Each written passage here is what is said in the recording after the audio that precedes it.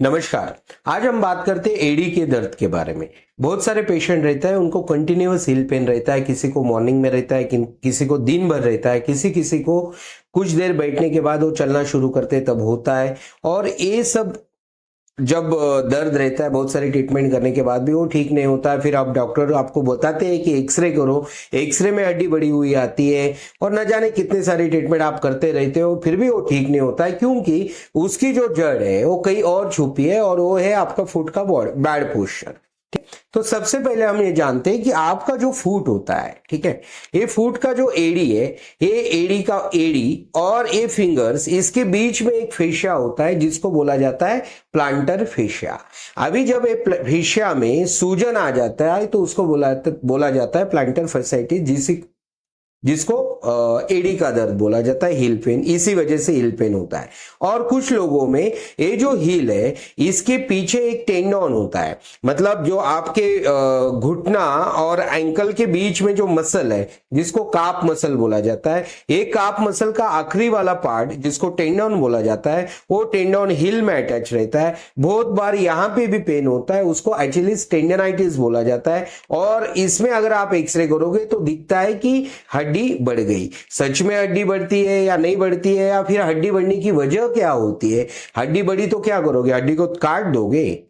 ये कोई इलाज थोड़ी है। हड्डी क्यों बढ़ी, उसका अगर हम इलाज करेंगे तो आप एड़ी का दर्द आप घर बैठे ठीक कर सकते हो, ठीक है।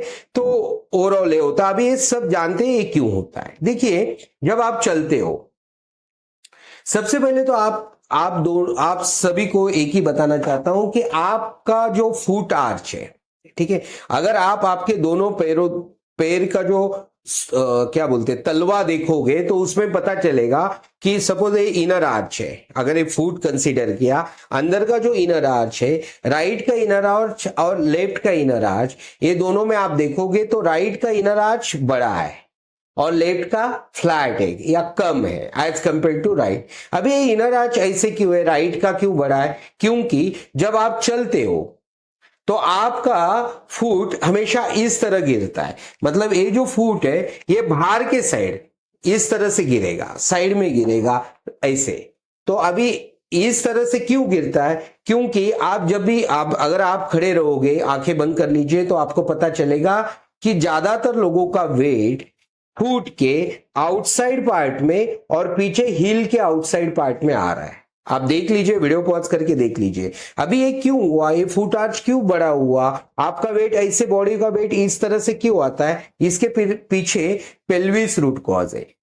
देखिए, पोस्चरल रिस्टोरेशन इंस्टीट्यूट का जो लेफ्ट एआईसी पैटर्न है, उसमें होता क्या है कि ज्यादातर लोगों में लेफ्ट पेल्विस जो है वो आगे रहता है और बाहर के साइड रहता है, और उसको कॉम्पेंसेट करने के लिए राइट पेल्विस पीछे जाता है और अंदर के साइड जाता है, ठीक है। अभी पेल्विस को नीचे जो बोन अटैच है, मतलब ये हिप जॉइंट है, इसके नीचे जो लेग है वो पैर है, ओके, ये इस तरह से। अभी उसकी बात समझते हैं कि ये पेल्विस क्या है, ये पीछे है, अंदर है, और उसको जैसे ही पेल्विस अंदर के साइड जाएगा वैसे ही ये जो फीमर है, ये फीमर, ओके, मतलब इस तरह से आपका फुट है, ये फीमर जो है इंटरनली रोटेट होता है। ये जैसे अंदर के साइड जाएगा वैसे ही ये जो बोन है बाहर के साइड जाएगा, और उसी वजह से आपका फुट जो है वो इस पोस्चर में है।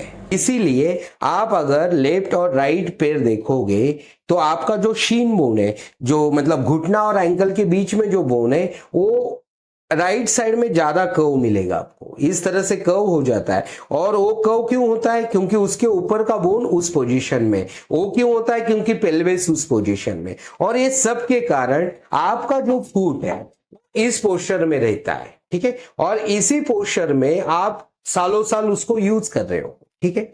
और इस पोस्चर में होने के कारण जब आप चलते हो तो आपका आर्च वो ग्राउंड को टच नहीं होता है, और जब ये टच नहीं होगा तो अंदर का जो फेशिया है वो उस पे स्टिफनेस आता है। क्योंकि नॉर्मल मैकेनिक्स क्या होता है फुट का, आप ऐसे हिल स्ट्राइक करोगे, सबसे पहले आप जब जमीन पर पैर डालते हो तो हिल टच होता है, फिर आपका फुट इस तरह से अंदर टर्न होना चाहिए। जैसे ही टर्न हुआ, ठीक है, तो आपका जो फुट का इनर आर्च है वो ग्राउंड को टच होगा। उस जैसे ही वो टच हुआ तो प्लांटर फेशिया जो है वो रिलैक्स होगा, और जैसे ही ये रिलैक्स हुआ तो आप आगे पुश करोगे तो आपका जो बिग टो है, अंगूठा जो है वो दबाओगे और अगला स्टेप लोगे। ये नॉर्मल मैकेनिक्स होगा। मतलब आपके फेशिया को अगर आपको रिलैक्स रखना है तो वो जब आप चलते हो तब वो ग्राउंड को टच होना, इनर आर्च ग्राउंड को टच होना बेहद जरूरी होता है, लेकिन ऐसा मैक्सिमम लोगों में होता नहीं है। और ये रोज हर स्टेप पे जो रिलैक्स होना चाहिए फेशिया वो होता नहीं है, और सालों साल ऐसे चलने के कारण वो स्टीफ हो जाता है। फेशिया क्या हो जाता है? स्टीफ हो जाता है। इतना स्टीफ हो जाता है, इतना स्टीफ हो जाती है कि एक दिन उसमें सूजन आ जाती है, और फिर बॉडी इतना बर्दाश्त करती है, सालों साल बॉडी आपके बैड फुट पोस्चर को बर्दाश्त कर रही है, फिर भी आपको आगे आगे चला रही है, और फिर एक दिन होता क्या है कि आपको बर्दाश्त नहीं होने वाला हिल पेन आ जाता है, और आपको लगता है मुझे अभी से हिल पेन चालू हुआ। भैया आपको जो हिल पेन हो रहा है ना, उसके पीछे सालों की कहानी है, वो सिर्फ आज आपको दिख रहा है।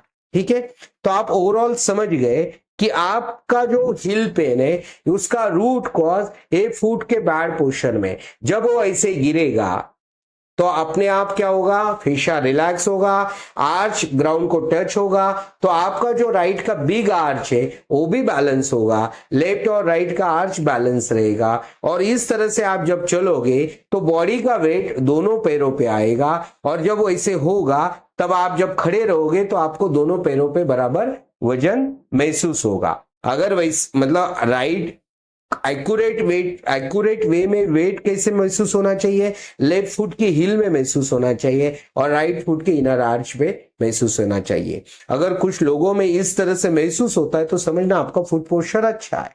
ठीक है, तो अभी हमने समझ लिया कि हिल पेन का जो रूट कॉज है उसके बारे में। अभी हम जानते हैं उसको ठीक कैसे करना है। सबसे पहले एक बात रहेगी कि आपका जो हील का जो पीछे का बोन रहता है, ये जो यहाँ हिल में जो हड्डी बढ़ती है उसके बारे में अभी बात करते हैं। देखिए यहाँ पे जो काप मसल होता है, काप मसल का जो आखिरी वाला टेंडोन है वो हिल का अटैच रहता है। बहुत बार आपका काप मसल है ना स्टीफ हो जाता है, कड़क हो जाता है। आप अगर हाथ लगा के देखोगे तो आपको पता चलेगा काप मसल बहुत कड़क है, और उसी के कारण वो टेंडोन हिल पे प्रेशर क्रिएट करता है, और बॉडी का वो प्रोटेक्टिव मैकेनिज्म रहता है। बॉडी को लगता है ये टेंडोन टूट जाएगा, इसलिए बॉडी वो ओवर ग्रोथ करता है, लेकिन आपके फायदे के लिए किया हुआ रहता है, और उस वजह से दर्द नहीं होता है। दर्द किसी और वजह से, जो काप टाइट है, टेंडोन पे प्रेशर है, उस वजह से दर्द हो रहा है, या फिर प्लांटर फेशिया टाइट है क्योंकि आपका फुट पोस्चर बैड है, उस वजह से दर्द हो रहा है।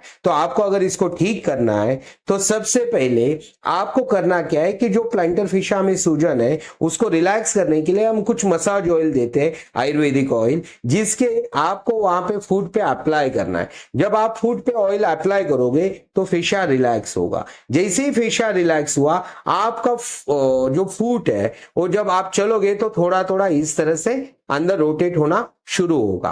और रही बात पेल्विस की, तो पेल्विस के पोस्चर सुधारने के लिए इस चैनल पर वैसे कई सारी ब्रीदिंग टेक्निक्स है, आप उसमें से कुछ कर सकते हो। और फिर भी अगर आपको परफेक्ट ब्रीदिंग टेक्निक आप जानना चाहते हो जो आपके लिए, मतलब आपके पोस्चर का एनालिसिस करके अगर हम आपको ब्रीदिंग टेक्निक देते हैं तो उससे बेहतर आपको जल्दी फायदा हो सकता है। तो वैसे जानने के लिए आप आपके पोस्चर का एनालिसिस करवाने के लिए हमसे संपर्क कर सकते हो। और ओवरऑल ब्रीदिंग टेक्निक्स और मसाज ऑयल, ये दोनों के सहारे आप आपका जो हिल पेन है उसको पूर्णतः ठीक कर सकते हो। ऐसी वीडियोस देखने के लिए चैनल को आप सब्सक्राइब करें। अगर आपको आज का वीडियो पसंद आया होगा तो ज्यादा से ज्यादा शेयर कीजिए। आपने आज का वीडियो देखा इसके लिए आपका बहुत बहुत धन्यवाद।